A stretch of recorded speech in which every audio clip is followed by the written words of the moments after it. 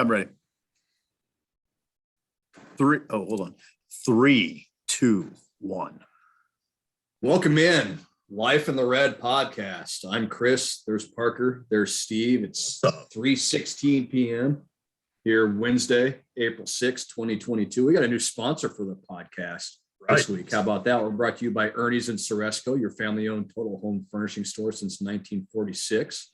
Come on out to Ceresco, experience their wide selection of the best brands in furniture, mattresses, flooring, appliances, electronics, and Connecticut water systems. All at Ernie's in Ceresco, a proud supporter of Husker athletics. So there you go. We're talking Husker athletics today. We're talking spring game. It's the spring game preview. Spring game is Saturday, 1 p.m. kickoff at Memorial Stadium. We're going to touch on a little bit of everything. We'll talk crowd size. We'll talk recruiting. We'll talk personnel. We'll talk what we want to see, what we think we'll see. So let's get right into it. We don't, obviously right now, nobody knows the format, what the teams are going to be split up like, what the scoring is going to look like. We don't know any of that stuff. So I'll ask kind of a simple question to start. What are you guys expecting to see on Saturday at the Red White Spring? Parker, go ahead. Go ahead. Lead us off there. Yeah, it's kind of funny. It's kind of funny. We were talking to Mickey Joseph after practice earlier today on Wednesday. And because there wasn't any decision made on Monday, someone asked Mickey what his understanding of the format was. And he was like, I'm not really sure. Frost will tell you guys that. It's like, well, actually he didn't. Actually, he did.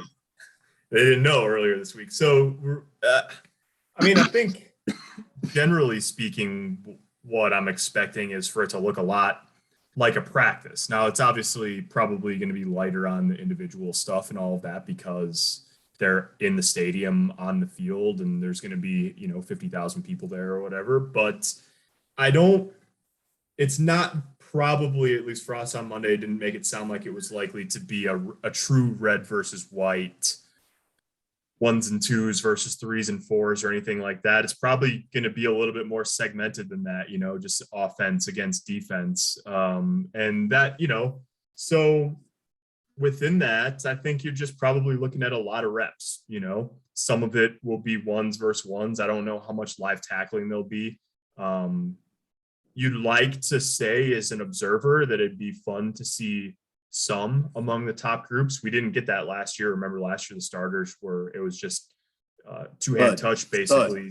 Yeah, thud for the first half. And then the young guys got after it in the second half. But the whole reason that we're talking about the structure, part of the reason we're talking about the structure is because of the number of guys that are limited or out. And so that would sort of probably go against the tolerance of having a really rugged physical, tackle to the ground type of afternoon. So I think as a starting point, structurally, that's about as much as we know. I think it's going to be competitive, listening to Mickey Joseph and Travis Fisher talk today. I don't think there's any doubt about that. But I don't know that it'll be particularly arduous. And I think there'll probably be quite a few guys that don't participate. There's just no reason if you're hurt in any capacity at this point. There's not a lot of reason in risking further injury for this on Saturday. Is there a concern, either of you can answer this? There's a few fans have asked me this, and I don't know how to answer it. Is that a concern that there's so many guys out? Is it a strength and conditioning concern? I don't think it's that necessarily. Someone asked me this on the text line, the HuskerExtra.com subscriber text line, which you should consider subscribing to because we go on there a couple times a week and answer questions to subscribers. And one of the things I brought up was if you go through the list of the guys that aren't going to participate, a couple of them or a few of them maybe have been hurt in spring, but a lot of it is stuff that was sort of like in the plan, right? Like Travis Vokalek had shoulder surgery after the season to address something that he played through during the season.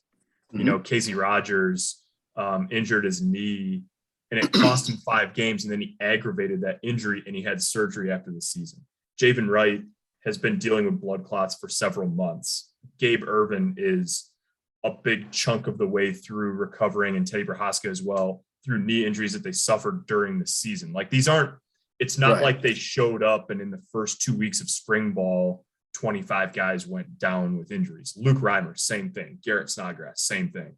A lot of it is just Like, is it ideal? No. You want as many guys getting as much work as possible in the spring, but so many or a bunch of the guys that aren't available on Saturday are dealing with things that didn't just crop up over the last 4 weeks of spring ball. And I think that's worth saying, like Thomas Fedoni got hurt right before spring break. Sounds like maybe Ethan Piper got hurt during spring ball. That happens, but I don't think that's the vast majority of the guys that have missed a big chunk of there are a lot of guys to watch, and I guess the one that you have to identify right off is Casey Thompson. Yeah. Because he's the likely starter come not from an injury standpoint, right? Just like in terms of what guys who are available. When you think about the guys who are, there's a lot of interest. Now there's a lot of intrigue associated with a lot of players, but he's probably the guy that's going to have the keys to the car come autumn. So everybody's intrigued by that. Maybe some would be less intrigued because they can say, well, I can watch YouTube video of him playing Oklahoma. But I mean, there's something to be said for him being, I'm at Memorial Stadium right now in the press box, being down on that field as a Nebraska Cornhusker, and just see what that picture looks like in a new offense. So and I don't know, I think people will see his charisma. You want to see how well he manages the game, what his command looks like, and let's face it, what he looks like throwing a ball downfield. I mean, downfield throws. It's going to be pretty breezy on Saturday. Be kind of fun to see him, try to navigate that, because that's obviously, odds are. I mean, you just got to deal with that in Lincoln and in the Big Ten. You got to deal with that in the Big Ten in November too. So that's probably good. And he's got a strong arm. I don't think that'll be an issue. Baz, what are you looking? What do I want to see? Yeah, a couple things. And one, I want to see these new receivers talking about offense. I want to see Trey Palmer. I want to see what that picture looks like. Right. I think a lot of us want to see what that looks like. I want to see what our guy Omar Manning looks like, whether they've worked him in the slot, moved him back outside again here recently. What kind of step does he take? And I think that's a really intriguing group to watch because, like you say, it's a new quarterback. Well, whoever's behind center, it's going to be a new quarterback come fall. So what kind of help is he going to have on the outside? And so, I mean, you could go any number of ways offensively, but for me, if I have to pick one, I'm picking those receivers just because I think that's a fascinating group. And we're not even going to see the whole lot of them probably on Saturday. There'll be more of them come the fall. Yeah, Trey Palmer, Parker. I mean, they've identified him as I don't know how to put this without, we're going to have a news story about Trey Palmer and what they're doing with him, his image in the NIL world. Clearly the program is leaning on it. I mean, they're using his name, image, and likeness prominently, and which, come on, man, indicates to me that they intend to throw the ball to him. Because you just don't create that scenario, right? If you don't think that's going to happen. No, and I mean, if you look at the receivers on their roster, I mean, he's got as much of a track record as anybody, right? I mean, Omar Manning made a really nice step, like career-wise last year, right? From having appeared only in one game in 2020 to being regularly available, and he caught 20 passes. 25. He had 25 catches or 26 catches. Yeah. And Trey Palmer had 30 last year at LSU and has been a multi-year contributor there, kick returner, punt returner, that stuff. So, yeah, I mean, I think he's like, I wrote this today. We talked to Trey on Monday. We talked to Mickey Joseph today. And so, story tomorrow in the Journal Star about Trey Palmer. And it's funny because he talked on Monday about he likes to dance and have fun on the field and all of that. And he talks trash to the DBs and all that. Off the field, he's kind of a quiet kid. Mickey Joseph today called him a homebody, but he's got his own sort of leadership style. And I think if you were drawing up a list, and we know Mark Whipple likes to force feed the ball to playmakers. And I think if you were drawing the candidate list of who that is on Nebraska's offense this fall, right now, I don't not an expert, but I'd start that list with Trey Palmer right now. Like if you were going to guess who's the go-to guy on offense for Nebraska in 22, I think he's the best bet. And that, so yeah, there's going to be a lot of eyes on him, this weekend. I wonder if the next guy on that list, or if you're thinking about that list, I wonder if it's a running back, and I wonder if it's Jaquez Yant or Anthony Grant. It felt like that. Again, we don't see these practices, so it'll be beautiful on Saturday for us because we'll get to actually see a lot of this. But you've heard Sean Beckton's the tight ends coach, him say they move the ball consistently on the ground all spring. I want to watch that. And the guys that are moving it mainly are Anthony Grant, Jaquez Yant, and I'd say Ramir. You mentioned Gabe Irvin. He'll join that group when he's healthy. So I kind of want to see, is that the next guy? Are those the next guys that they're going to feed a lot? Yeah, it could be those. It could be either of those or any of those three guys. It could be Omar Manning or Oliver Martin. Yes. Could be Travis Vokalek when he's healthy. Vokalek. Whipple's offenses have had some really good and really productive tight ends, over the years, both at Pitt and at UMass. But all of that being said, I think you could see Anthony Grant. I think you could see Yant, those other receivers. But just to me, like thinking about any of those guys being in the go-to role compared to Trey Palmer, like I sort of lean toward Palmer. It won't be Thomas Fidone. And that is, you know what? It's sort of interesting to think, what if he never had suffered an injury here? Now he's suffered two. Would he be on that list of guys? Yeah, Thomas Fidone. Probably he would be. Yeah. And now Fidone, we know he's injured. We saw him on crutches. I saw him on crutches last week.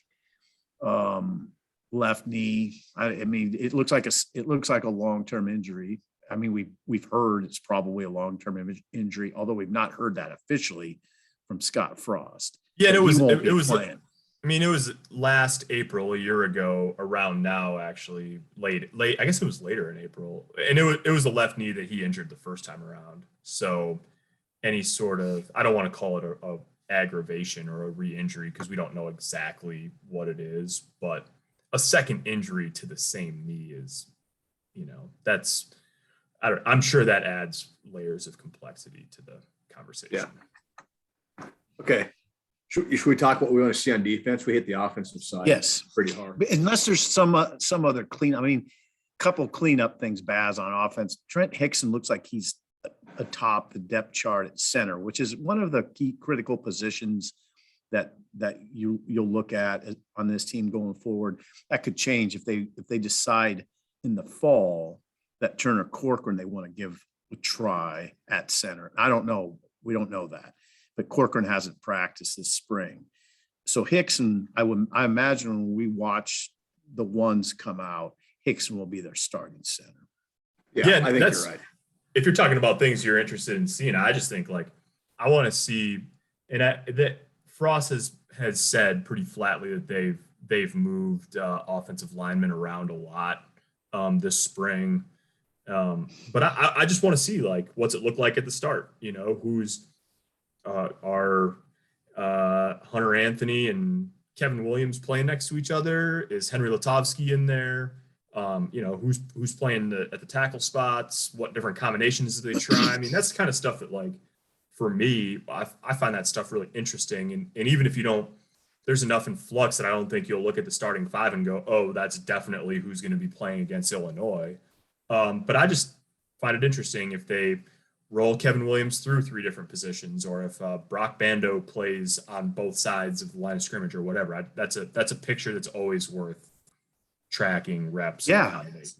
And are they really coming off the ball and moving the line of scrimmage like we've heard this spring? We can judge it for ourselves. We don't have to rely on information from other people. I want to see that. I want to see if that's really the case. It sounds like it is. But I'll literally just see watch to see if the line of scrimmage is moving. Because I've watched a lot of football in Nebraska in recent years where the line of scrimmage was either a stalemate or moving the wrong way. I'm just saying. Just saying. Saying is all. Hey, I'm just saying. Just saying. Hazard? Yeah, Cold I'm just goal? saying. I'm just saying we talk a little defense. How about that? What do you want to see on defense, Baz? I want What to see an intrigues- attacking downhill style on defense. I want to see him get after the quarterback. I want to see him stop the run. No, it's tough to tell because, like, you say defensive line, they've got like what, 7 guys Yeah, helping out the 7. defensive line right now. So Mhm. it's tough to say, well, yeah, I want to see what that looks like because that's not what it's going to look like come August. So, give me the secondary. I suppose Travis Fisher was pretty bullish on it today. Sip, you were over there talking to him. And I thought it was interesting. We've heard a couple people kind of, I don't want to say poo-poo the spring game, but kind of throw some cold water on it. Mark Whipple kind of has done that a little bit, and a couple others have kind of done that. And Travis Fisher hasn't. It's, and like you were saying earlier before we came on, it's a big evaluation for him because he's got some guys there and some new guys there that can come in and compete right away. So look, I went with the receivers on offense. I'll go with the guys that are going to be guarding the receivers on defense. I want to see what the secondary looks like. Yeah, I mean, Tommy Hill is okay. I mean, he's been identified as he's basically been identified as one of their top 5 defensive backs. He's the transfer from ASU, and when you're basically slotting him at the starting corner spot opposite Quentin Newsome. So Tommy Hill, I would think fans would be very interested to watch Tommy Hill. ASU transfer, probably, he's probably the lead dog right now in the race to replace Cam Taylor-Britt. And I think he might be pretty good. I mean, I did talk to Fisher about him a little bit today, and Fisher says there's no doubt he has NFL level talent. It's just getting it out of him and him doing everything he needs to get to Quentin Newsome's level, who Fisher says he's getting ready to be a pro right now. Quentin Newsome, the other corner. So those guys are really interesting to watch. Parker, who are you interested in the back end? Yeah, I mean, the middle of the field to me, just like, and Sipple, I know Sipple's on this train too, but I think they lost a lot on defense last year, right? And there's a lot of talk about Cam Taylor-Britt and JoJo Doman. I really think that it's a big task to replace Deontay Williams and Markel Dismuke. They're not only from a talent standpoint, I mean, they're talented guys. They're not the most talented safeties that have ever played at Nebraska or anything like that. But when you listen to what their coaches said about them, Eric Chenander saying he basically didn't have to coach them because they had such a complete understanding of what was happening in front of them. Mm-hmm. And that, I think one of the best things you can say about Nebraska's pass defense the last couple of years is that you could count on one hand the number of times a guy was running open down the field. I mean, they really did a nice job of not busting, of playing fundamentally sound and scheme sound and all of that. And I don't know this beyond a shadow of a doubt, but my sense in just talking to a lot of people is that those two guys were a big reason for that. And so that's you're not just replacing 4 interceptions from Deontay Williams or, whatever, a big hit from Markel Dismuke. I mean, you're replacing the leadership and the system understanding that those guys had every single time they were on the field. And it's not to say that they can't be as good or better or more talented or whatever on the back end, but trying to fill in that loss combined with the fact that I think Marquise Buford is one of the most interesting young guys in the program. I'll have my eyes between the hash marks in the secondary quite a bit. Where's Buford from? Buford's he's from Texas, I think, but he played he grew up in Chicago, and then he and Alante Brown knew each other in Chicago. He played his first 2 years of high school at Bolingbrook. Bolingbrook. Yeah, and then moved to Texas and was at Trinity DeSoto, Texas. Texas. Yeah. And I believe that's where his family is now. That's where his little brother Mario plays now. But then he did a year at St. Thomas More, I think, in Connecticut, the post-grad year, just like Alante Brown did. See, Marquise Buford is interesting because a lot of people that are listening have never heard of him. It wasn't like he did, he played special teams last year. But now what we're talking about is a likely starting safety. I mean, he's kind of, I wouldn't say he's come from nowhere because again, they liked him on special teams last year, but he didn't play much defense. But they really like Buford. I mean, they feel, I mean, let's put it this way. I think he could play corner too, but I think he's entrenched himself so much at safety as a starter, probably, it's my guess, that they're just going to leave him there. And then I would guess he's going to be alongside Miles Farmer at the safety spot. Oh, obviously this is all, they got to keep working and there's guys that could pass him, etc. But right now, listen to Fisher talk all spring. Marquise Buford's a guy to watch. I mean, he's a very intriguing player to me. Yep. All right. You go. There you go. Well, now as far as the defensive line goes, it was interesting today. I asked Ty Robinson about Sean Beckton's comments that I said, Sean Beckton said that they've run the ball consistently all spring. I mean, what's your take on that? And he didn't bite back. He said, look, I mean, a lot of it comes down to guys being out of position at times. And we have to shore that up. So, I mean, I tell you something, and it's been identified. This is a novel conversation. That's probably the biggest concern on this team right now. But I'll tell you one thing, Ty Robinson did say he's not worried about the defense. He also said that I'm not worried about the defense. But that line with only 7 guys this spring, he's taxed, he said. He feels like a 35-year-old. And he said, I only need a week probably to get recovered. But he said most of those 7 guys have gotten over 400 live rep snaps. Yeah. And that's game-like snaps, he said, this spring. And that's a lot. So they got him. I don't know. And Parker, what did he say? He had a fairly illuminating comment about that situation. Yeah, he said part of the reason why he wasn't worried about it was because he figured that they'd add a couple guys over the summer. Like recruits. That's a new phenomenon.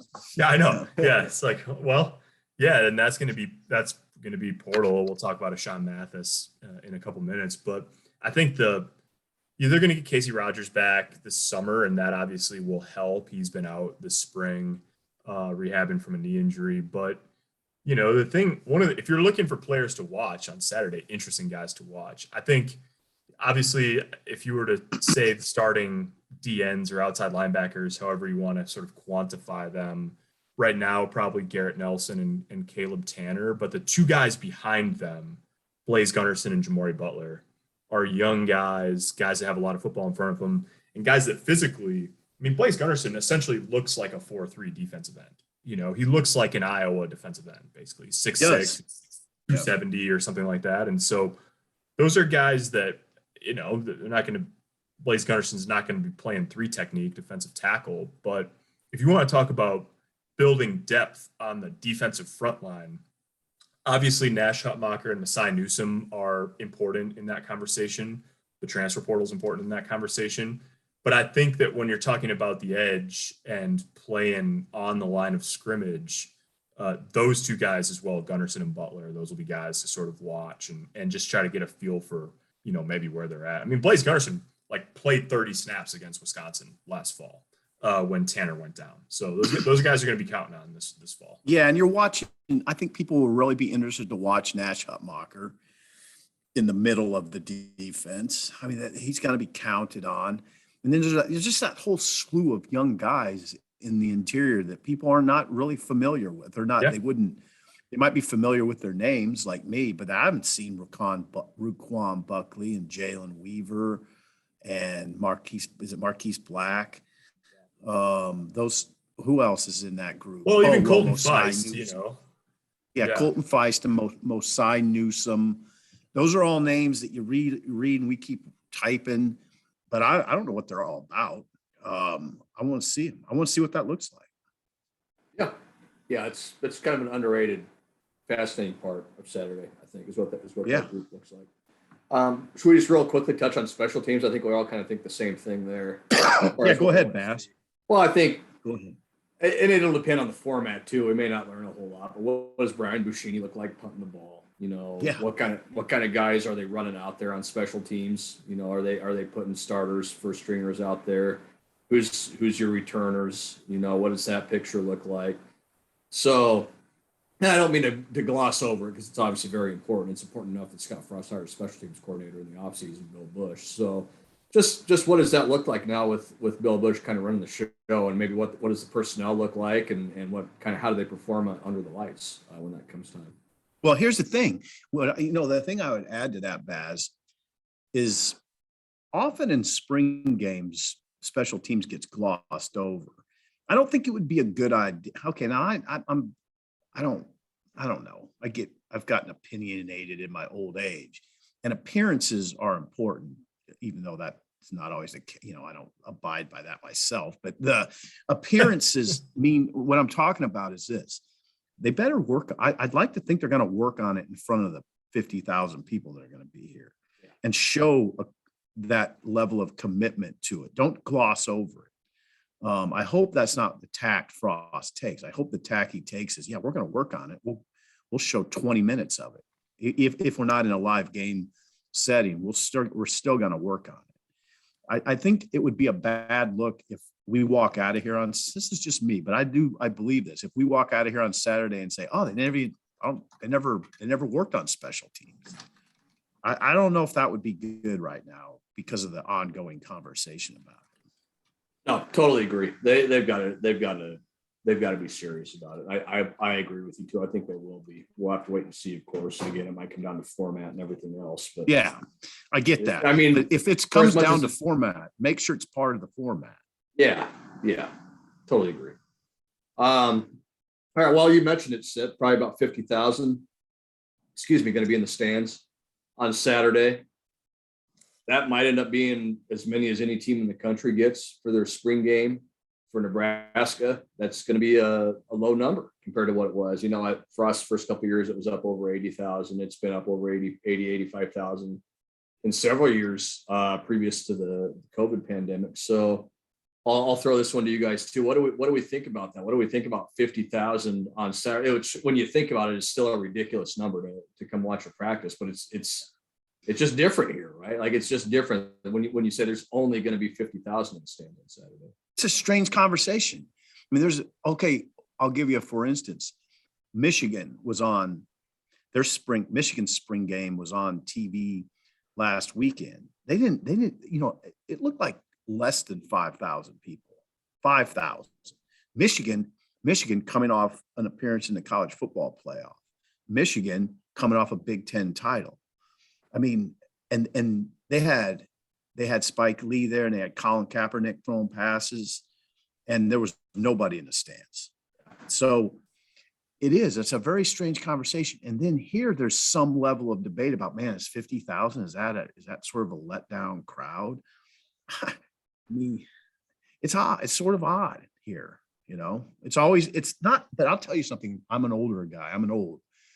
I can remember when it wasn't that big a deal during the Osborne years and during the Solitz years, when there was 30,000 people here. It wasn't, I guess the spring game phenomenon hit nationally, I don't know, 10 years ago. And then it really hit at Nebraska in Bill Callahan's first year, when they filled the place, right? Yeah. And then it sort of continued from that, the big crowd phenomenon for the spring games here. But it was really the Bill Callahan. I think that's what started it basically here, was when they changed regimes and filled this place for Bill's first practice. So what was that, 2004. So it's been a lengthy period. Does that all make sense to you, Bad?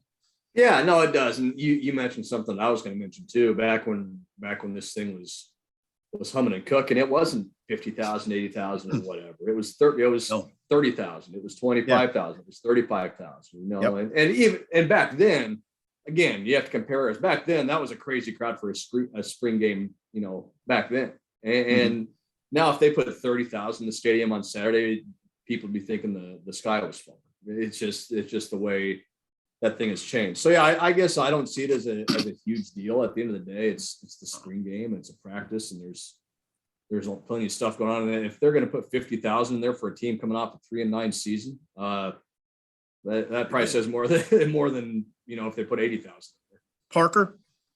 Yeah, same, basically co-signed. I mean, I think it's a cool opportunity to, like, one of the things that's cool when you have tickets that are available is, you know, I know they're extending the red carpet experience, and they had a corporate partner that bought up 3,000 or 5,000 tickets or something like that. And so, I mean, it's kind of an opportunity to do stuff that you're not as readily able to do if Michigan's in town, you know, and that's in a way, like, would it be impressive if they sold it out again? Yeah, of course it would be. And remember, it was sort of a train wreck in 2018 when tickets sold out in an hour or whatever, but they're going to have a big crowd based on, you know, what spring games look like everywhere else in the country. And, you know, a lot of people get to come watch for, you know, a few bucks, or at least cheap compared to what games cost. And it's all good in my book. I wouldn't get too. Oh God, think about it. I mean, sorry to interrupt.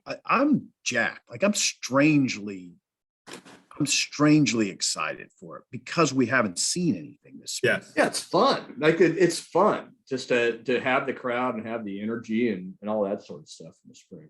Yeah, and now I'm in the context to which I was referring is for many springs we've seen a lot of practice, so it wasn't the spring game sort of lost its enormity to me this year.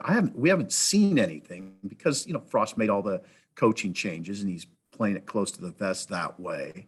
So now we actually get to see Trey Palmer and Tommy Hill and Anthony Grant and Casey Thompson and Deshaun Singleton, all these new guys that you kind of wonder about, or not kind of wonder about, that you do wonder about.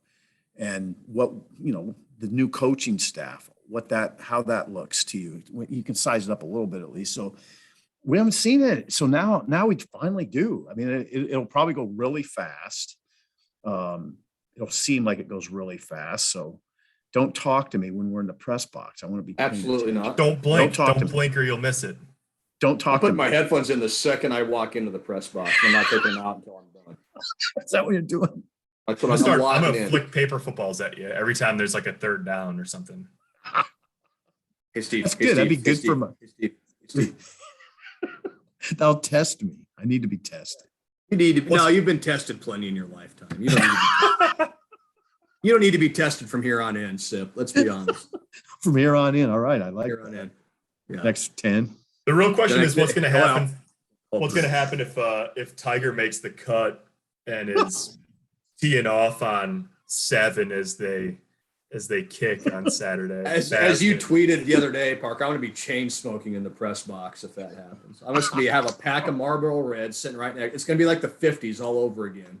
I'm just going to be smoking cigarettes in the press box. I've never smoked in my life. I'm going to have an ashtray. I'm going to bring a huge glass ashtray and 2 packs of Marlboro Red. That has a Masters logo in the bottom of it. Yeah. Just putting them out. It's going to be disgusting. You did that. God, how funny would that be? Like if I just showed up with cigarettes. Imagine Keith's reaction. Oh my God. Imagine everyone's reaction. Is he smoking in the press box? That's chain smoking. Clark's would just be distraught. Yeah, there'd be a lot of people distraught, I think. I wouldn't be distraught. It'd be fine. I would be distraught. I'd be the one doing it. So Tiger's going to play, though. Tiger's playing. We don't need to talk. I'll go off on a tangent, so we don't need to talk about that. Let's wrap this baby up. We got 50,000 in the stands. We got a few visitors on the sideline, too. Big recruiting weekend. Dylan Raiola, #1 recruit in the 2024 class, coming to town with his dad, who you guys may know, and with his uncle, who you guys may also know. Another more immediate need or focus is Ochaun Mathis, the pass rusher out of TCU. Those are probably the two headliners from this thing, and Parker's been on top of it from the beginning, so I'll let him kind of take over. But what are you kind of expecting this weekend from a recruiting standpoint? Yeah, well, I think it's going to be a big group. Don't have a firm handle on the number or what they're expecting just yet, but yeah, I mean, at least 20 guys that have scholarship offers, and that's before, and it could be well more than that, and that's sort of before the normal. There's some interesting guys that don't have offers and stuff like that that'll be around. We'll have some guys that are already in the class, like Gunnar Gatula and Sam Sledge. I think William Watson, the quarterback in the class, will be in town. They usually have a bunch of the signees, guys that are already signed, that'll be freshmen, that'll be here in May, come up for the game. So all of that going on. But yeah, like you said, Baz, I mean, the only official visit that we know of right at the moment is Ochaun Mathis, who's the transfer defensive lineman pass rusher from TCU. He's got 13 sacks, I think, the past 2 years for the Horned Frogs. Nebraska is battling Texas and USC and a couple of others for his services. And so, he's a guy who I don't think he would completely solve the puzzle on the defensive line, because I think you're still looking for interior help too. But man, I mean, it would make you feel better about the front line picture for sure if they were able to land him. It's not going to be easy, obviously. The Athletic has him rated as the top available player in the portal right now. So yeah, I mean, hot competition, but he'll be on an official visit. So he gets to campus on Friday and will be on campus until Sunday. We get a chance to put the full court press on him, both the football staff and the team and all of that. And then also just down the road on the NIL front, they can, present to him what that tends to look like if you play football at Nebraska. So yeah, I mean, hey, that presentation's been made. Yeah, I think they'll probably provide a refresher. But yeah, that's true. I mean, there's in the same way that $50,000 in a plastic bag on the sideline saying this could be yours. In the same way that they won't be going around saying like, "Hello, I'm Scott Frost. I'm the head football coach here. Nice to meet you." They won't be making the presentation for the first time, right?